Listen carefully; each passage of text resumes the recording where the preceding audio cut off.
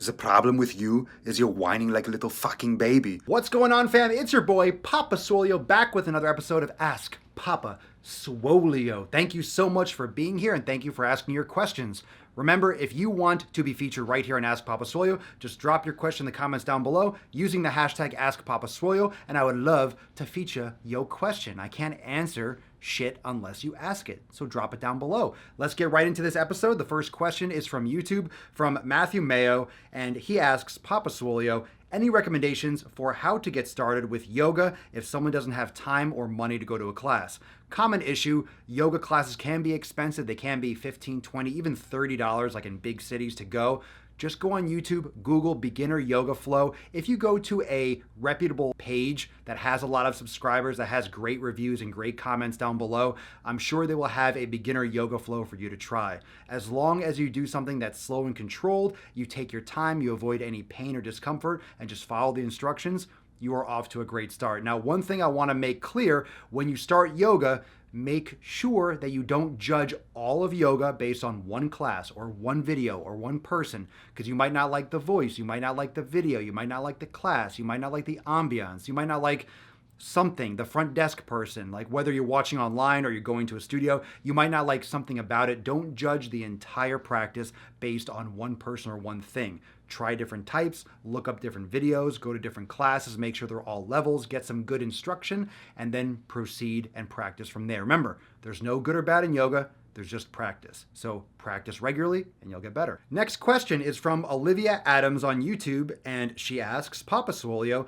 is a 10 to 15 minute workout 6 days a week sufficient?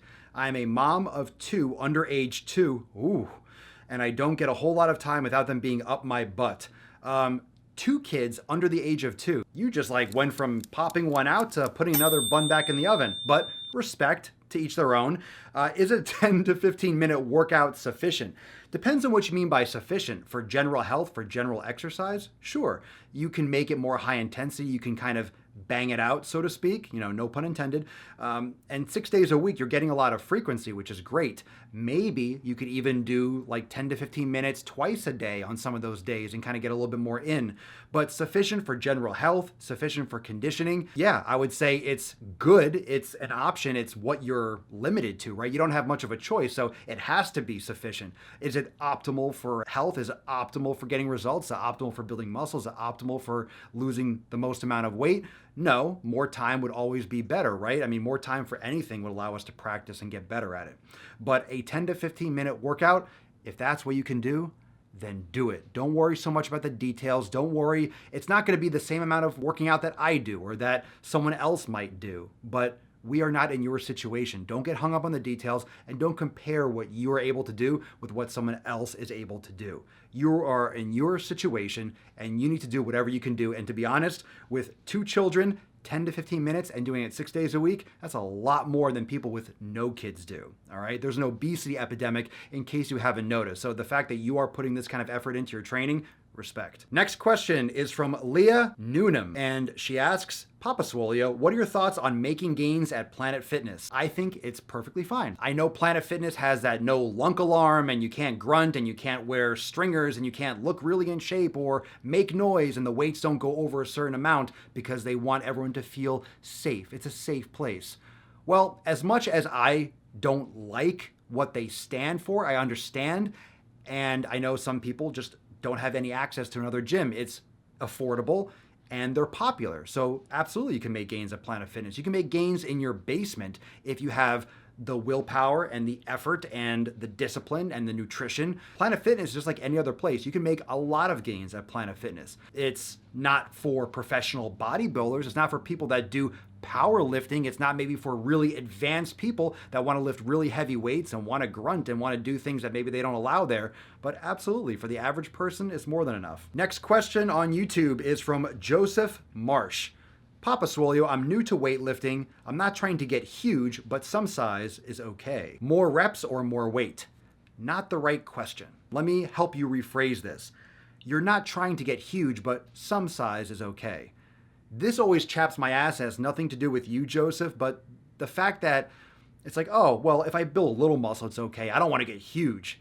It is so hard to build muscle. Everyone watching, it's so hard to build muscle.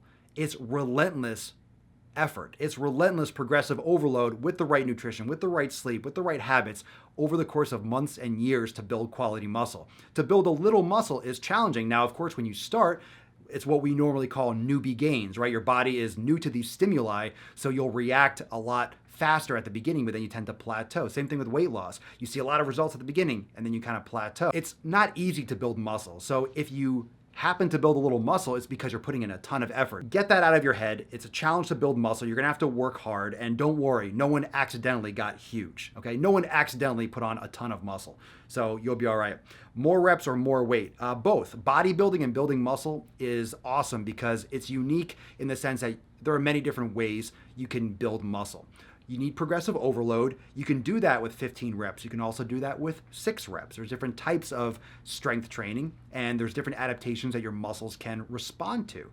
And when it comes to which one are you deciding, I would pick more moderate range, somewhere in the range of like 8 to 15 repetitions. Then you can increase the sets as you get used to training. Don't go to failure at the beginning. Don't like do as much as you can, as many reps as you possibly can. Don't go to that limit at the beginning. Gauge how sore you feel, how you react to your workouts, and then progress with either more resistance or more sets, more volume overall from there. But always start with the foundation.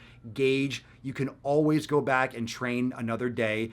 The last thing you want to do is do too much, hurt yourself, or be out of commission and be sore for like 2 weeks, and then you're not making progress. You're not helping anyone. So make sure you do it incrementally and just be smart about it. Next question from Miss Sharkit on YouTube. Papa Swolio, do you have any advice for shift workers working long hours and how to keep a consistent workout schedule? My schedule is all over the place. Some weeks I work 6 12-hour shifts, days and nights. Other weeks I might only have 4. As I get older, I find myself opting for sleep over the gym, which means I might only get 2 workouts some weeks. P.S. Love your channel. Well, thank you so much. I appreciate it. You're asking me if I have advice for shift workers and how to keep a consistent workout schedule, but you said your schedule is all over the place. The only way you're going to have a consistent workout schedule is if you have a consistent schedule. What I want you to do is change your focus from, okay, my workout schedule and my work schedule. Make it your life schedule. Remember, you're training for your life. You're training for the long term, your health, your overall wellness. I mean, working nights and having, all different types of sleep, and that's why you're opting for sleep. You're just chronically exhausted, which is not good for stress hormones. So I would recommend doing a meditation. You can download meditation apps like the Waking Up app from Sam Harris. You could also check out Headspace. Those are 2 good apps that can get you started with meditation about 10 to 20 minutes a day, and it can really help reduce cortisol and stress hormone levels and help you balance that out a little bit and get a little bit more quality rest and some kind of like even keel ways of thinking throughout the day. Meditation is a beautiful practice, and it's something that can help you all the time, not just when you're practicing it. So that can help reduce stress. But nutrition is going to be super important, but more than all of what I just said is changing your mindset of your fitness and your work and making it your life. So make it all one big thing, and if you have a dynamic schedule that changes, you're gonna have to go with the flow. You might not get all the results you want. You're gonna have to sacrifice something somewhere. And I think you're making the right decision by opting for quality sleep, because whether you're working out or not, sleep is one of like the probably the number one thing for your health. Might even be like right there next to nutrition. Seriously, sleep is so important. That's when your body does so many things for your immune system, for your health, for your metabolism, just for overall recovery. You cannot go without sleep. So hydration, sleep, nutrition, training, just do the best you can on all those fronts. And remember, make it all one big pie, one big thing. Don't separate them, because you'll look at your life a little bit differently if you intertwine them like a rope rather than keep them separate. Next question from Awaken the Wolf Fat Loss. Ooh.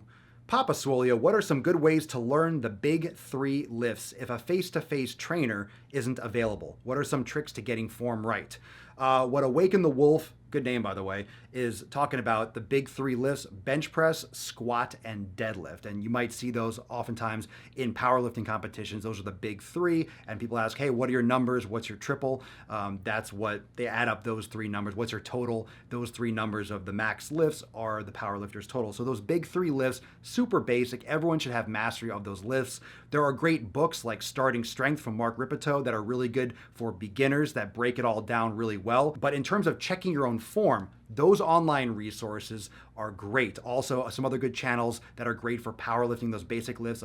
Alan Thrall, people always talk about me and him with the long hair and the beard, although his is much longer, but his is a great channel for form and for strength training. But I would recommend checking out those resources. But in terms of cross-checking your stuff, because you don't have someone that might be knowledgeable in person like a trainer, take your phone.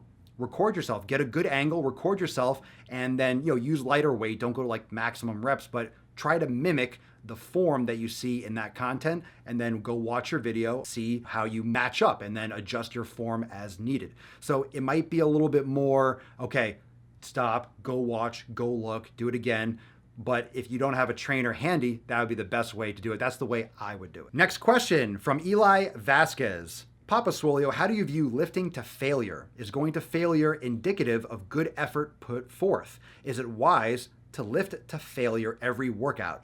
Bring on dem nuts, beesh. Oh, Eli, you want some nuts on your chin? Be careful what you ask for. You might just... Anyway, neither here nor there. Go to the other playlist. If you want to see some nuts on chin, this is Ask Papa Swolio. Come on, let's keep it clean. How do you view lifting to failure? I love it. I do a lot of sets to failure. A lot of my training is as much as I can possibly do. It's extra good.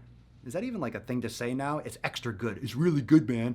It's extra good when you're doing like failure sets, when you're decreasing the volume.